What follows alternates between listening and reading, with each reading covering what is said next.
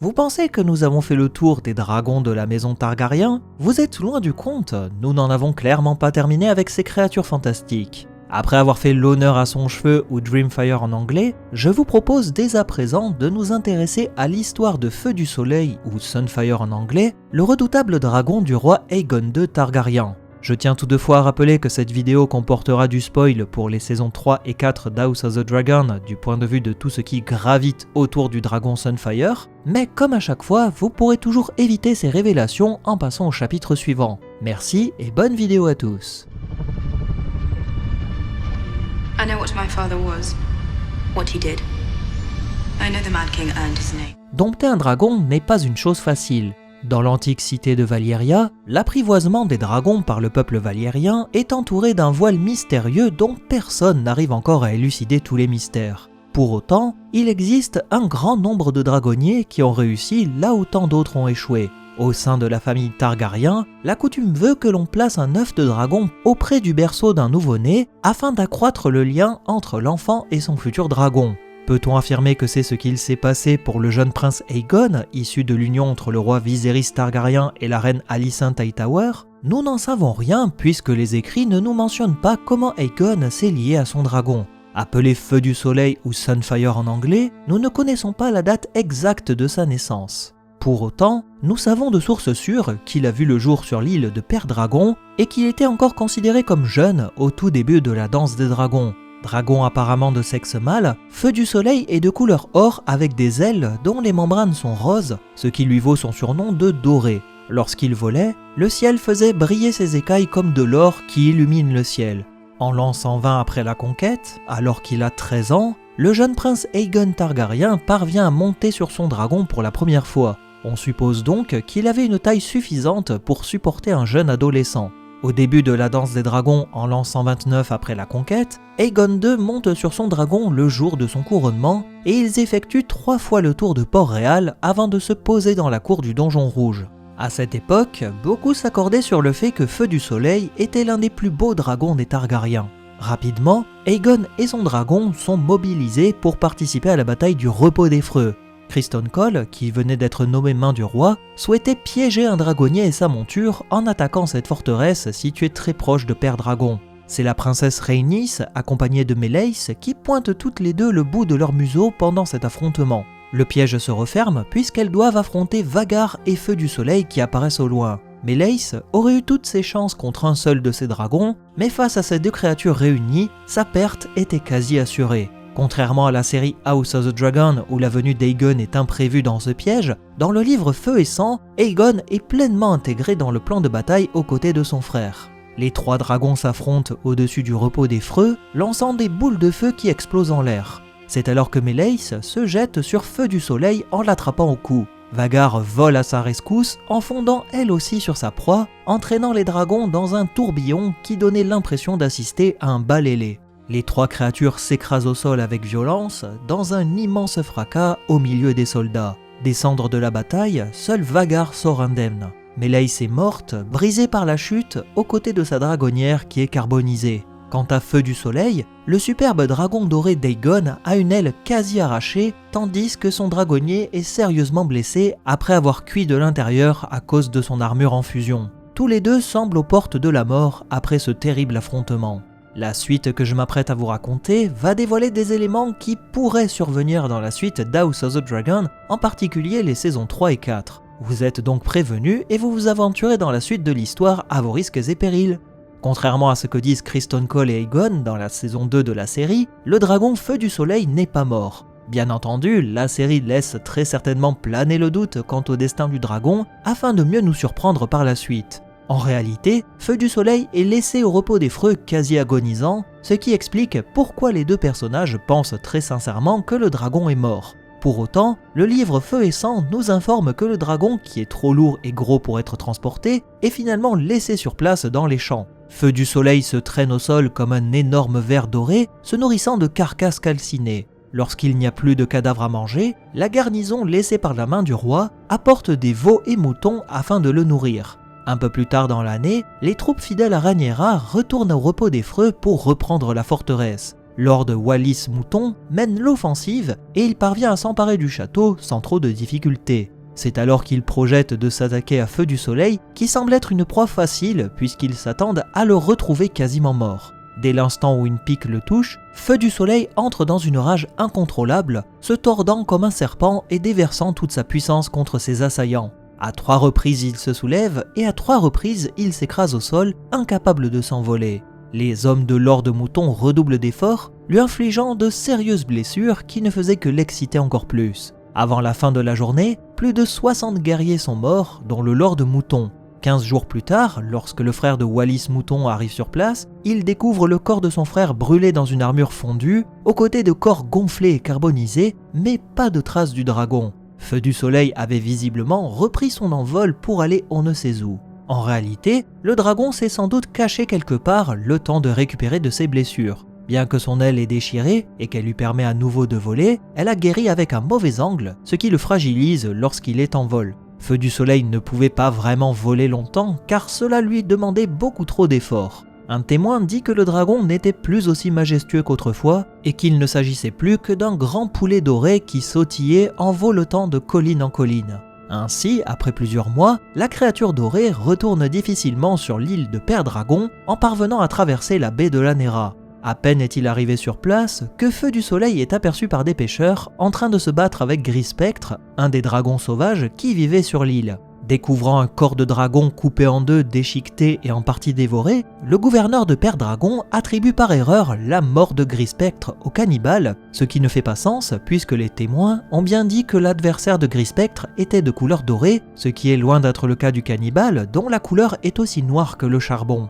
Les pêcheurs qui hébergeaient secrètement Aegon II chez eux vont prévenir le roi que son dragon est présent sur l'île. Certains pensent que Feu du Soleil a souhaité retourner sur place parce que instinctivement il voulait revenir sur le lieu de sa naissance. D'autres affirment qu'il aurait senti la présence de son dragonnier sur place ainsi que son désespoir. C'est donc par un coup du sort qu'Aegon retrouve son dragon qui s'était secrètement caché dans une caverne. Chaque jour à l'aube, les deux estropiés s'aventurent dans les airs pour reprendre le vol, allant jusqu'aux ruines du repos des Freux pour s'exercer dans le plus grand secret. Aegon et ses complices parviennent à gagner de nouveaux partisans sur l'île de Père Dragon, dont Alfred Ballet qui trahit le camp de Rhaenyra en renseignant le roi sur la forteresse, sa garnison et ses faiblesses. L'assaut est donné et en moins d'une heure, Père Dragon tombe aux mains des partisans d'Aegon II. C'est alors que Lady Bella, qui est réveillée par l'attaque, parvient à s'enfuir pour aller dans les écuries afin de chercher son dragon Danselune. Une fois tirée d'affaire, elle aperçoit Aegon II et Feu du Soleil qui volaient au-dessus de la forteresse. Bella s'élance dans la bataille alors que son adversaire ne s'attendait clairement pas à devoir combattre à nouveau. Danselune est plus jeune et vive que Feu du Soleil qui en plus venait de recevoir de nouvelles blessures après son combat contre Gris Spectre. Danselune esquive les grandes flammes lancées par le dragon d'Aegon, parvenant à le griffer et lui ouvrir une grande plaie sur son aile déjà abîmée. C'est alors que Feu du Soleil lance un jet ardent de flammes qui aveugle Danselune et sa dragonnière. Elle percute violemment leurs opposants, ce qui les entraîne tous dans une chute depuis les cieux, tandis que leurs dragons se battent à coups de griffes. Puis ce fut le choc où ils percutent le sol très violemment. Feu du Soleil sort vainqueur de ce combat, terrassant son adversaire au prix d'importantes blessures. Le dragon doré tente de regagner les cieux, mais il s'écrase au sol, ouvrant d'immenses plaies qui déversent du sang bouillant au sol. Concernant Aegon, il avait sauté de sa selle avant l'impact, ce qui lui brise les deux jambes. Pour ce qui est de Lady Bella, elle est toujours attachée à la selle de son dragon, brûlée et sérieusement blessée. Dans un dernier élan, elle trouve la force de se détacher et rampe au sol, ne pouvant que constater l'agonie de Danselune qui est achevée par Feu du Soleil. Aegon a réussi son coup en s'emparant de la forteresse de Père Dragon, mais sa monture Feu du Soleil semblait à nouveau aux portes de la mort. Après la chute du château, le dragon reste dans la cour à l'endroit exact où il s'est écrasé, à se repaître de la carcasse de Danselune. Quelque temps après, Aegon apprend que sa demi-sœur Rhaenyra a quitté la capitale en catastrophe et qu'elle s'apprête à revenir à Père Dragon.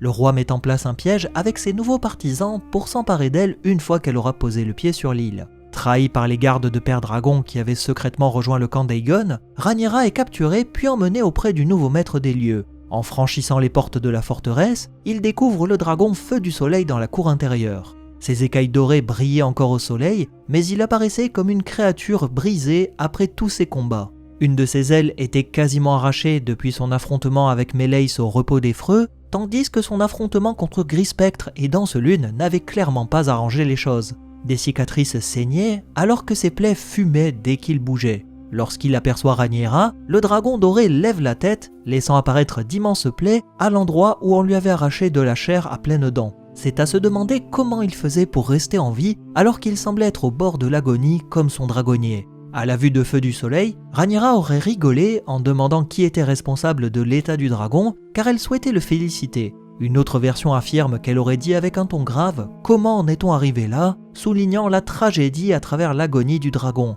Après un échange entre les deux personnages, Aegon met à mort Rhaenyra en demandant à ce qu'elle soit donnée en pâture à son dragon. Feu du Soleil ne semblait pas intéressé par elle jusqu'au moment où Alfred Ballet entaille la poitrine de Rhaenyra. L'odeur du sang excite le dragon qui embrase la reine, la mangeant en 6 bouchées et laissant seulement une jambe comme 7e morceau pour l'étranger. Impuissant et choqué par ce qu'il voit, le jeune prince Aegon regarde le dragon dévorer sa mère, horrifié par la scène alors qu'Aegon II jubilait. Le roi ne souhaitait pas aller de suite à Port-Réal puisqu'il attendait que son dragon récupère de ses blessures. Mais après avoir dévoré Rhaenyra, Feu du Soleil semblait s'affaiblir de plus en plus, au point que ses blessures empestaient la pourriture. Refusant de s'alimenter, la fumée qui émanait du dragon avait une odeur nauséabonde. À la fin de l'année, Feu du Soleil succombe à ses blessures. Désespéré et furieux, le roi ordonne qu'on exécute Bella, qu'il considère comme responsable de la mort de son dragon. Lorsque sa tête est posée sur le billot, il se ravise sur les conseils de son maître, car Bella était un otage bien trop précieux pour être exécuté. Une fois revenu à la capitale, les Verts apprennent que le Val a rassemblé ses troupes pour continuer la guerre. Ils sont également informés qu'un œuf a éclos, donnant enfin à la jeune Rhaena Targaryen le dragon qu'elle espérait tant. Mais ce jeune dragon, appelé Point du Jour, mettrait du temps avant de grandir et d'être suffisamment menaçant. Si les alliés des Noirs possédaient un dragon et que les Verts n'en avaient pas, la légitimité d'Aegon II pouvait être compromise. « Il me faut un dragon », aurait-il d'ailleurs déclaré. Mis à part Point du Jour, ainsi que Voleur de moutons disparu avec Orty, il ne restait plus que 2 créatures pour Aegon, le redoutable dragon sauvage le cannibale caché dans les cavernes de Père Dragon, mais aussi et surtout Aile d'Argent qui s'est enfui après la mort de son dernier dragonnier. Tenter d'approcher le cannibale était pure folie, mais Aile d'Argent était plus docile. La dragonne s'était installée dans le Bief, sur une petite île située au milieu du lac Rouge. Lord Boros Baratheon dit à Aegon qu'Aile d'Argent a déjà accepté 2 dragonniers par le passé, alors pourquoi pas un 3e ? Aegon II s'exclame « Pas Aile d'Argent, je veux un nouveau Feu du Soleil, plus orgueilleux, plus féroce que le précédent. » En réponse à cette demande, des œufs sont sortis de Père Dragon, certains si anciens qu'ils s'étaient transformés en pierre. Le grand maître en sélectionne 7 en l'honneur des nouveaux dieux et les offre au roi. D'après un témoignage douteux, on dit qu'Aegon les conservait dans son appartement, dont un gros œuf doré qui lui plaît tellement qu'il s'assoit dessus pour le faire éclore. Malheureusement, ces œufs ne donneront jamais ce second Feu du Soleil tant espéré par le roi. Beau et puissant dragon, bien que jeune en comparaison des autres créatures qui ont animé la danse des dragons, Feu du Soleil n'en demeure pas moins une monture tout aussi redoutable que son dragonnier. Aegon II adorait son dragon, au point de l'afficher fièrement en tant que nouveau blason, en opposition au traditionnel dragon rouge sur fond noir qui représentait un passé lointain revendiqué par le camp de Rhaenyra. D'ailleurs, pour la petite anecdote, l'auteur de la saga du Trône de Fer, George R.R. Martin, s'est possiblement inspiré d'un personnage de comics, en particulier du côté des X-Men, pour inventer le dragon. Martin étant un grand fan des super-héros Marvel, il aurait selon toute vraisemblance pioché son inspiration dans l'histoire de, je vous le donne en mille, Feu du Soleil ou Sunfire en anglais, un mutant de l'univers X-Men capable de générer et projeter des rayons de feu solaire. Une description et des pouvoirs qui pourraient totalement coller au dragon Feu du Soleil, réputé pour sa puissance et décrit comme rayonnant comme le soleil. C'est ainsi que s'achève ce récit sur la vie palpitante du dragon d'Aegon II, en espérant que vous avez apprécié ce voyage en ma compagnie. On se quitte en musique, et on se dit à la prochaine pour de nouvelles vidéos dans l'univers de Game of Thrones et plus particulièrement House of the Dragon. Salut à tous!